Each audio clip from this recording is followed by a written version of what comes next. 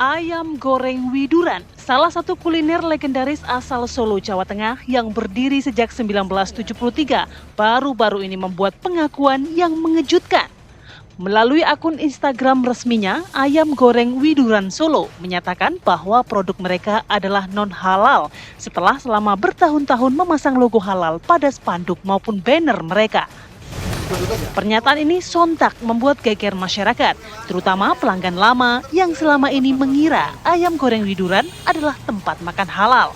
Kepercayaan yang telah terbangun selama lebih dari setengah abad ini mendadak terguncang.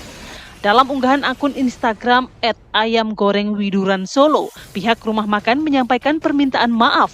Mereka juga mengakui bahwa informasi sebelumnya telah menimbulkan keresahan di masyarakat.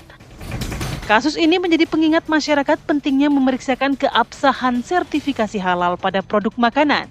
Ayam goreng Widuran di Solo ini memang cukup terkenal dengan kelezatannya.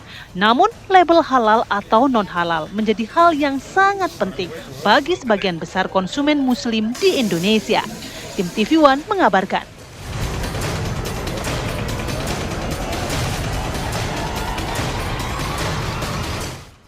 Ya, pemirsa, merespon kehebohan masyarakat tersebut, Wali Kota Solo Respati Ardi bersama Dinas Perdagangan Kemenak dan Satpol PP pun mendatangi warung makan ayam goreng Widuran yang berada di Jalan Sultan Syahrir, Widuran, Solo.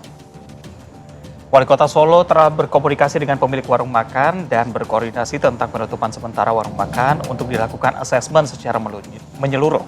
Dinas Perdagangan Kota Surakarta mengambil sampel, beberapa diantaranya ayam yang sudah digoreng, ayam yang baru dibumbui, kremesan, minyak goreng ayam, dan racikan bumbu. Semua sampel ini akan diserahkan ke BPOM untuk diteliti sebagai proses asesmen pemerintah kota.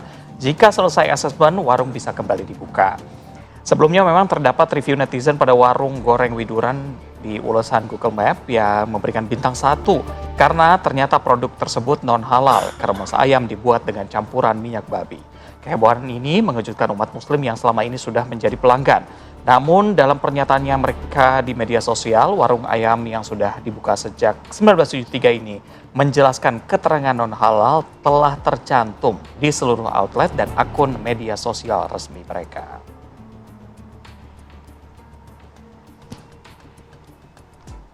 Ini alhamdulillah tadi saya diterima dengan baik oleh karyawan yang bertugas, tapi juga telepon diterima dengan pemilik usaha, dan saya menghimbau untuk ditutup lebih dahulu, dilakukan asesmen ulang oleh OPD terkait kehalalan dan ketidakhalalan. Jadi saya tawarkan apabila memang mau menyatakan halal, silahkan ajukan. Kalau tidak, ya silahkan ajukan tidak halal.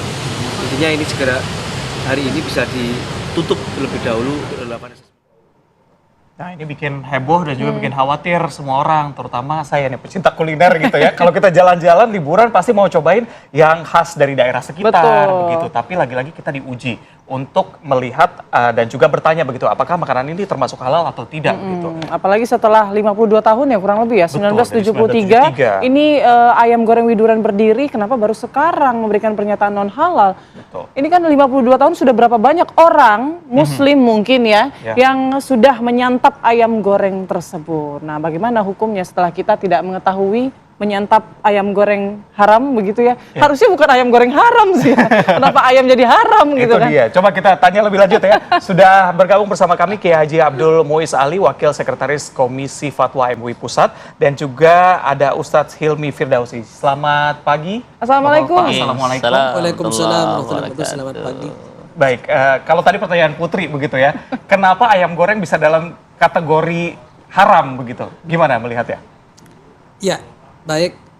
Halal itu tidak tersendiri. Halal itu harus utuh. Dari hulu sampai hilir. Mulai dari kalau ayam atau kambing, mulai dari proses penyembelihan. Harus terputus hulqum, mari dan wadejen. Saluran makan, saluran nafas, dan 2 urat. Samping kanan, samping kiri. Kemudian dari aspek proses. Memang misalnya ayamnya sudah halal. Tapi prosesnya, penggorengannya tidak cara yang halal dan thayyib, maka tidak dapat sertifikasi halal. Misalnya ada minyak goreng yang diduga kuat atau sudah dapat dibuktikan itu ada unsur anjing dan babi, Ya. maka itu tidak dapat disertifikasi halal. Nomor 3 dari sisi kemasan, nyembelihnya udah benar, gorengnya udah benar, bumbunya udah tepat, udah benar, tapi dikemas merek yang tidak tepat. Misalnya ayam goreng gila, nah, itu tidak dapat sertifikasi halal. Jadi nama juga Berpengaruh ya. Berpengaruh. ya. Itu semua diatur dalam Undang-Undang Nomor 33 tahun 2014. Tapi kalau nama itu lebih ke sertifikasinya aja. Ya. Kayak misalnya nasi goreng gila nih, pecinta nasi goreng gila nih. Nggak mungkin akan dapat sertifikasi halal kalau namanya masih nasi goreng gila gitu ya. Tapi produknya bisa jadi halal. Kalau Produknya prosesnya halal sudah- selama memang tidak ada bahan yang diharamkan atau tidak terkontaminasi najis. Najis itu dalam fikih yang kita pahami ada 3. Najis mughalladhah, najis tingkat berat, yaitu anjing dan babi dan turunannya. Najis mutawassithah, ya kan? Najis mutawassithah itu Tengah-tengah. najis yang selain najisnya kencingnya bayi laki-laki yang belum umur 2 tahun. Kencingnya bayi perempuan yang belum umur 2 tahun 2 tahun. Oke. Dan belum makan apa-apa selain air susu ibu. Baik. Nah, kalau kencingnya bayi perempuan yang melebihi dari umur 2 tahun dan sudah makan sesuatu selain air susu ibu, Masuk dalam najis maka juga ya? najis tingkat Tawasithah. mutawassithah.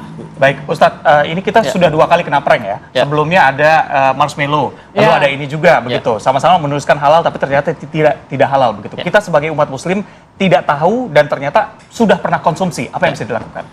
Ya, yang pertama sesuatu yang tidak tahu tidak dikenai hukum. Ya, tapi ketidaktahuan itu kan harus diteliti dulu. Kenapa tidak tahu?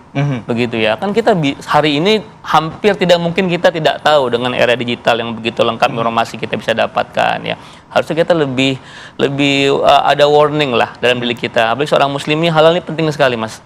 Ya, halal ini penting tidak hanya masalah asupan tapi juga masalah nanti bisa mengeraskan hati, membuat malas ibadah segala macam ya. Kalau kita memakan sesuatu yang haram gitu ya, maka seorang muslim tuh ya harus sangat berhati-hati. Tadi Pak Kiai bilang bahkan beliau sempat tidak mau makan ayam di luar setelah beliau mengasesmen rumah potong ayam ya, karena memang kita harus sangat concern memperhatikan apa yang kita makan. Jadi hati-hati. Dan saya lihat di rumah makan Widuran ini ya sudah 72 tahun ya.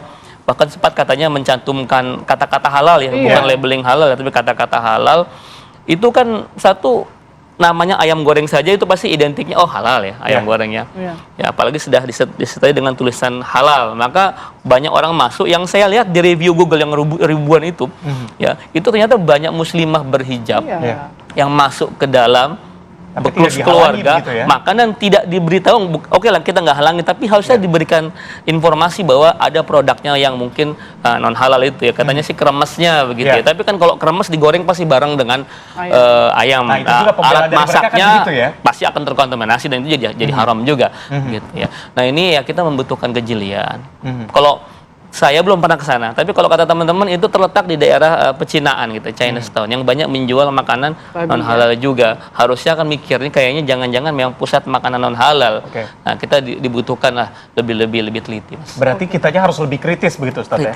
Teliti. Nah, terus kalau kita udah gini, oke lah mungkin kita nggak tahu, jadi nggak masalah karena kita nggak tahu. Tapi mungkin pasti kan ada rasa tidak puas dari Muslim ini ya, gitu kan, dari kita ingin sholat tobat atau mungkin apa yang bisa dilakukan gitu loh untuk supaya membersihkan tadi unsur-unsur non halal di tubuh gitu. Ya, semua orang pasti punya masa lalu ya, apalagi ini disebabkan karena ketidaktahuan ya. Jelas istighfar yang banyak lah, sholat taubat, ganti dengan amal-amal soleh yang lain ya. Istighfar kepada Allah karena ini penting sekali. Khawatirnya karena banyak orang sekarang nggak peduli sama halal haram. Jadi yang haram itu kan tidak cuman asupannya yang masuk ke ini kita babi gitu ya, ada babinya.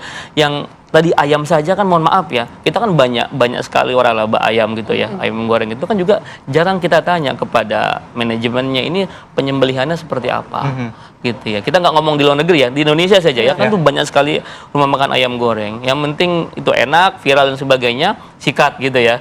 Ini kan juga kita harus hati-hati sekali. Nah, kalau sudah terlanjur ya taubat minta maaf dan lebih berhati-hati. Orang Islam itu hati-hati. Takwa itu kan hati-hati. Ya, mulai ke depan mungkin pastikan semua yang masuk ke dalam tubuh kita, istri kita, anak-anak kita itu yang halal-halal saja. Kalau ayam ya agak rewel dikit, Mbak ini nyembeli di mana Mbak? Gitu. Atau kalau mau amannya makan di rumah. Pastikan juga ke istri kita belanjanya ayamnya di mana nih? Di pasarnya dipotongnya bagaimana nih? Dilihat langsung pada saat pemotongan. Atau beli ayam hidup potong sendiri. Nah, itu lebih kuat lagi. Atau jadi vegetarian dulu ya, vegetarian kita makan sayur-sayuran dulu gitu kan lebih pasti. Tapi ini masuknya ke dalam syubhat gak sih? Iya. Masuknya syubhat ya? Ya kalau memang ragu-ragu ya Mas ya, ragu-ragu yang ini syubhat ditinggalkan kata Rasulullah. Ya. Jadi ya kalau ulama-ulama kita ya yang bukan seperti kita lah ya, mereka sangat menjaga asupan yang masuk ke dalam tubuh mereka. Mereka jangankan yang haram, yang syubhat saja mereka hindari. Gitu kan ya. Nah, kalau kita mau coba seperti itu juga lebih bagus. Cuman di era sekarang kan sepertinya agak sulit, maka dibutuhkan kerjasama semua pihak. Kita ada badan jaminan produk halal. Itu tugasnya untuk itu kan ya. Kedua, ya tolonglah para produsen ya. Itu lebih fair, lebih jujur. Jangan cuman karena pengen dapat cuan terus dia menipu konsumen. Dan konsumen bisa menuntut loh ini. Ya, bisa menuntut tuh, ada undang-undangnya kan seperti itu kan. Dia undang-undang JPH itu 2014 bisa kena sanksi sampai 5 miliar bahkan. Ada undang-undang perlindungan konsumen juga. Kalau dia pernah mencantumkan kata-kata halal di produknya dan ternyata itu berdusta, itu juga bisa dikenakan delik pidana bahkan. Oke, nah itu berarti bisa kita lakukan apa ya, tindakan pidana ya, termasuk tindakan penipuan mungkin ya. Ya, jadi begini, kalau dalam Undang-Undang nomor 26 pasal 2 itu memang disebutkan orang yang melanggar aturan JPH ini maka kena sanksi administratif. Makanya saya ingin menegaskan kembali kondisi sekarang ini Mas sudah sampai apa yang sudah pernah diprediksikan oleh Nabi Muhammad SAW. Suatu saat Rasulullah pernah bersabda, sayati zamanun, akan datang suatu zaman di mana umatku sudah kurang begitu peduli terhadap apakah makanan yang kami konsumsi itu halal atau haram. Yang penting makan aja, kelihatan rame viral itu makan. Itu sudah betul-betul, ini 14 abad yang lalu. Prediksi Rasulullah benar-benar terjadi sekarang. Yang kedua, saya ingin menguatkan apa yang disampaikan oleh beliau Ustaz Hilmi Firdaus. Ketidaktahuan itu dalam agama ada dua. Kalau hal-hal yang bersifat khafi, yang tidak pasti dan tidak jelas, kita nggak tahu nih, sudah terlanjur makan nih, gimana hukumnya? Maka ini dimaafkan. Allah Subhanahu wa taala berfirman, la yukallifullahu nafsan illa wus'aha. Kita nggak tahu udah terlanjur makan nih. Teh yang kita minum ternyata ada bahan yang haram, maka dimaafkan. Bertobat, beristighfar kepada Allah Subhanahu wa taala. Tetapi ketika makanan dan minuman itu jelas yang bersifat jali, sudah jelas itu lokasinya ada ini lokasinya gitu ya, di mana, kelihatan di outletnya itu sudah ada penjelasan, maka sudah tidak dimaafkan lagi karena sudah pasti, udah jeli, udah jelas. Tapi kesalahan yang tidak tahu kita terlanjur makan tapi nggak tahu. Dan ini 25 tahun, 52 tahun, 73 ya. Kalau misalnya gini, kadang ada satu restoran yang menjual halal dan non halal di satu tempat, gitu ya. Misalnya ini menu non halal, ini menu halal. Nah, sebaiknya kita mendingan nggak usah aja gitu ya. Jadi gini, kalau dalam sebuah restoran itu tidak boleh ada sharing fasilitas namanya. Kalau menjual ayam di restoran itu, maka semua alat-alat perangkat di sana tidak boleh dicampur baur. Di dalam dapur itu tidak boleh ada sharing fasilitas, sehingga menimbulkan keraguan atau jelas-jelas itu berpotensi menjadi haram. Nah, maka boleh dalam suatu warung itu harus ada penjelasan, ini makanan non halal, harus dijelaskan. Ini halal, ini non halal. Gitu. Secara jelas tertulis, jangan ditutup-tutupi begitu jangan ya. Karena ditutup-tutupi. Bisa menyesatkan begitu bagi orang. Bisa menyesatkan. Karena perlu ditegaskan lagi, bukan dilarang menjual makanan non halal, tapi harus dijelaskan bahwa ini non halal supaya tidak menyesatkan, terutama umat muslim yang sedang mencari makan. Dan keterbukaan juga cara pengolahannya, open kitchen. Dan kita nggak tahu ditulisnya halal non halal, tapi di dalamnya pengolahan kita nggak tahu. Tadi kan kata Pak Kiai nggak boleh sharing facility. Apakah benar dijaga? Tidak cuma sharing, maksudnya harus dipisahkan ruangannya, jangan sampai tercampur. Kan kadang-kadang piring yang pernah digunakan untuk non halal mungkin keselip atau bagaimana bisa terjadi kontaminasi silang ya. Seperti itu. Kalau amannya menurut saya ya jangan. amannya dihindari dulu, Dihindari. yang pasti halal saja Iya, begitu ya. iya, Tapi iya. perbincangan ini masih akan kita lanjutkan nanti, kita jeda dulu. Usai jeda kita akan kembali dengan informasi mengenai ayam widuran Solo yang masih viral ya. Sesaat lagi, tetap bersama kami. Pemirsa, rumah makan ayam goreng Widuran Kota Solo, Jawa Tengah yang berjualan sejak 1973 tengah menjadi sorotan karena baru-baru ini mengumumkan bahwa makanan yang dijual adalah produk non-halal. Pengumuman tersebut dibagikan di akun media sosial Instagram @ayamgorengwiduran_solo pada Jumat 23 Mei 2025. Melalui pemberitahuan tersebut, pengelola menyampaikan permohonan maaf sekaligus menyatakan telah mencantumkan keterangan non-halal di seluruh gerai mereka. Warung makan yang mencantumkan keterangan sejak 1973 ini menjadi perbincangan lantaran baru memberitahu bahwa menu yang dijual tidak halal. Nih buktinya. Kok bisa ya sekian lama? Yang gak halal, apanya ya? Sambil lalu endorse di Salam Indonesia, Damai Indonesia. Sambil lalu saya di endorse di Salam Damai Indonesia. Antum. Oh, siap. Lalu siap. bagaimana kondisi di Solo, Jawa Tengah? Sudah ada rekan Agus Sabtono di sana. Agus, dari pantauan Anda, apakah di sana masih beroperasi dan apakah spanduk yang menuliskan halal juga masih ada di sana? Ya, selamat pagi Putri, Reza dan juga pemirsa. Benar sekali bahwa akhir-akhir ini warga Solo digegerkan dengan adanya informasi bahwa rumah makan ayam goreng legendaris di Kota Solo ini menggunakan bahan baku non halal, di mana informasi tersebut langsung disikapi oleh pemerintah Kota Solo dengan kemarin Wali Kota Solo langsung berkoordinasi dengan pihak-pihak terkait, termasuk juga pemilik dari warung tersebut untuk menutup sementara usahanya untuk dilakukan asesmen oleh pihak-pihak terkait termasuk Pemkab Surakarta. Dan saat ini kondisi saat ini di belakang saya warung legendaris tersebut ataupun warung ayam goreng tersebut saat ini sudah ditutup dan tidak beroperasi sejak hari Senin kemarin. Dan pihak pemerintah daerah sendiri di sini pemerintah Kota Solo telah berkoordinasi dengan BPOM dan juga Kementerian Agama untuk melakukan asesmen terhadap produk ataupun ayam goreng yang menggunakan bahan baku non halal tersebut. Begitu Reza dan Putri. Baik, Agus, tapi masih banyak gak warga yang berdatangan mungkin ya pelanggan setia dari warung Widuran ini yang masih datang ke lokasi? Pantauan kami di lapangan sejak kemarin, sejak mencuapnya atau viralnya rumah makan ayam goreng ini menggunakan bahan non halal, banyak pelanggan ataupun masyarakat yang melihat dari dekat warung tersebut. Namun mereka cuma ingin melihat warung itu masih buka ataupun tutup, begitu. Dan kemarin juga salah satu pengunjung ataupun pelanggan di sini kita sempat bertanya-tanya juga mengaku kaget bahwa warung yang sudah beroperasi puluhan tahun dan menjadi legendaris di Kota Solo ini mengapa baru ketahuan menggunakan bahan baku non halal. Begitu Putri. Oke, baik.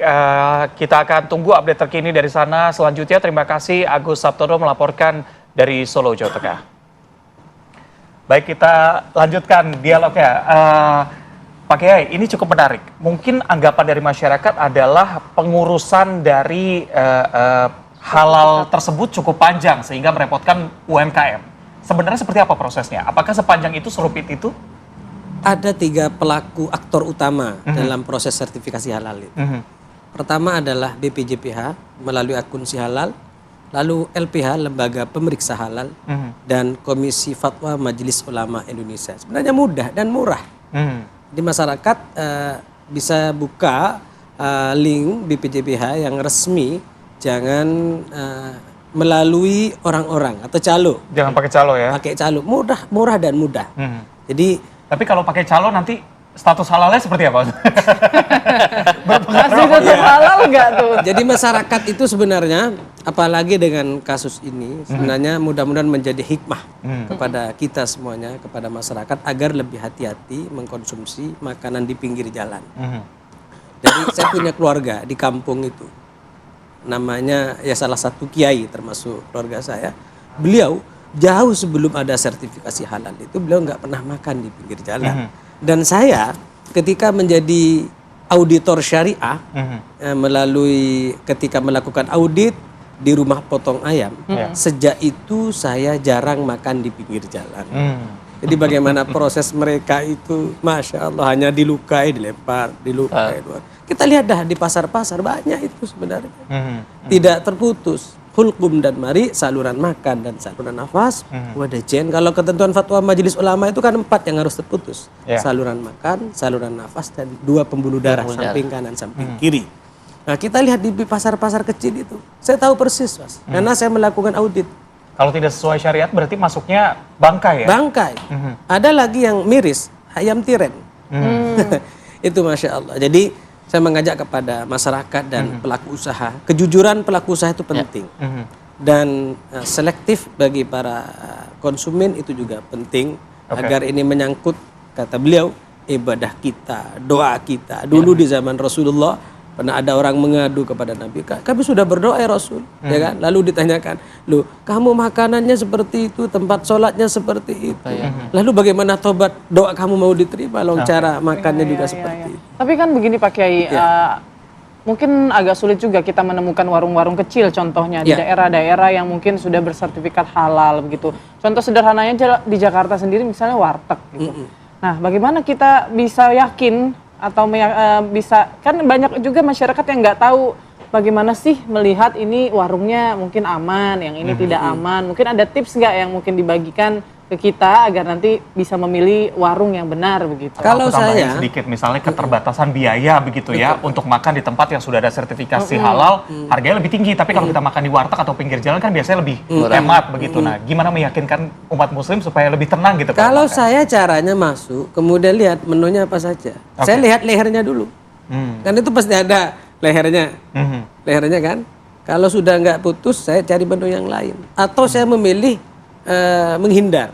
Karena mohon maaf, memang di situ ketika ayamnya sembelihnya tidak benar, selama tidak ada barang najis, hanya statusnya bangkai itu. Khawatir memang itu bercampur dengan ikan dan menu yang lain yang halal. Itu yang dikhawatirkan. Jadi saya lebih selektif dari cara makan dan minum di pinggir jalan itu. Sekiranya ini posisi Majelis Ulama Indonesia itu penting dalam hal ini. Jadi ekosistem sertifikasi halal, seorang auditor itu menjadi syahid dan wakil dari Majelis Ulama Indonesia, dari para kiai. Jadi harapannya ketika diaudit, tidak selesai diaudit. Terkadang ketika diaudit, pelaku usaha itu betul-betul menyiapkan segalanya. Tapi begitu selesai, para auditor pulang, dirubah lagi, kendor lagi. Gitu secara aturan sebenarnya kalau ada perubahan bahan harus dilaporkan. Ustadz, sebenarnya ketika kita sebagai seorang muslim ingin belanja atau makan makanan begitu ya ke tempat, hukumnya apa untuk kita menanyakan ini haram atau halal begitu?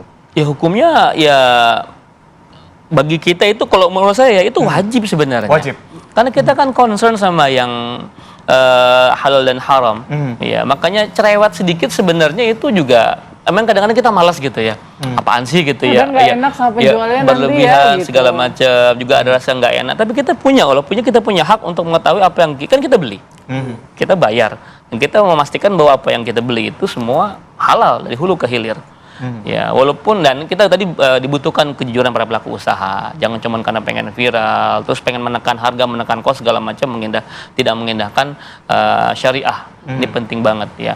Jadi ya kalau memang kita mau aman sih, tadi beliau teknikal, memang kalau lihat leher pun nggak semua orang bisa juga menurut saya. Ya, jadi ya mungkin ya ganti lu dengan sayurannya atau tempe tahu atau ikan segala macam gitu ya. Kalau memang kita merasa tidak aman atau lebih aman bawa bekal ransum dari rumah. Ini kan agak ribet juga ya. Ya intinya kembali kepada kita. kita mau nggak diri kita ini doanya diterima, ibadahnya diterima, gitu kan ya, hati kita bersih, nggak keras hati kita, itu kan membutuhkan usaha, effort juga untuk menjamin apa yang masuk dalam tubuh kita dan keluarga kita itu halal. Seperti itu kira-kira, Mas. Oke. Nah, tapi untuk pelaku usahanya sendiri, ini kan juga mungkin banyak warung-warung kecil yang mungkin mereka nggak tahu nih gimana sih caranya mungkin penyembelihan halal, maksudnya harus kemana mereka? Itu perlu edukasi ya, ya atau edukasi. Sebenarnya sudah ada di tingkat kota atau kabupaten itu sudah ada sosialisasi tentang itu. Kemudian ada penyuluhan tentang beberapa hari yang terakhir ini saya juga mengisi bagaimana cara nyembelih halal untuk hewan kurban. Sebenarnya sudah ada. Tinggal memang ya tentu Mas, yang usaha banyak, pelaku usahanya banyak, ya kan, aparatnya juga terbatas.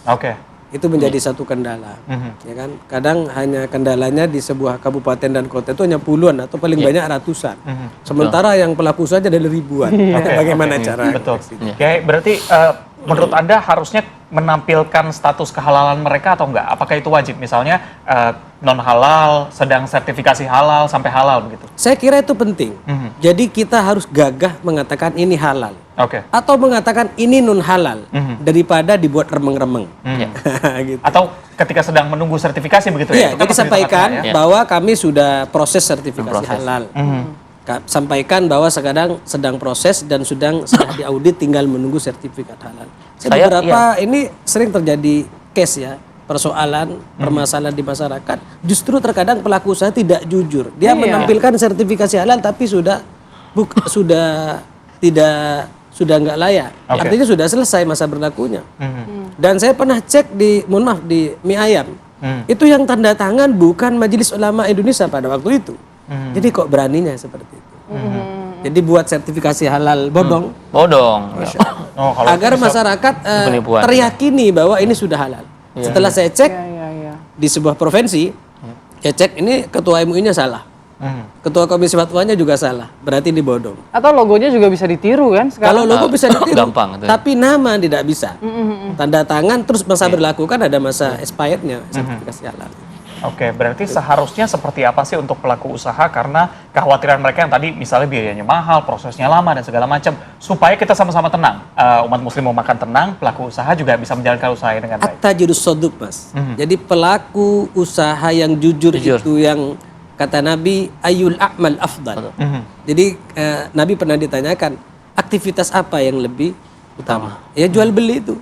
At-tajirus shaduk, orang menjadi pedagang yang jujur membawa keberkahan bagi dirinya, kepada keluarganya dan kepada masyarakatnya, bahkan secara keseluruhan kepada bangsa dan negaranya. Oke, terima kasih banyak atas waktunya Pak Kiai, Pak Ustadz. Semoga ini jadi perhatian kita semua ya, untuk lebih teliti lagi gitu ya, untuk lebih mencari tahu lah, nggak apa-apa cerewet daripada kita mengkonsumsi hal-hal yang tidak halal ya, umat muslim begitu ya. Semoga semua kita dihindarkan ya dari hal-hal yang tidak halal yang kita dan juga keluarga konsumsi. Terima kasih banyak. Assalamualaikum, sehat selalu Pak Kiai. Amin.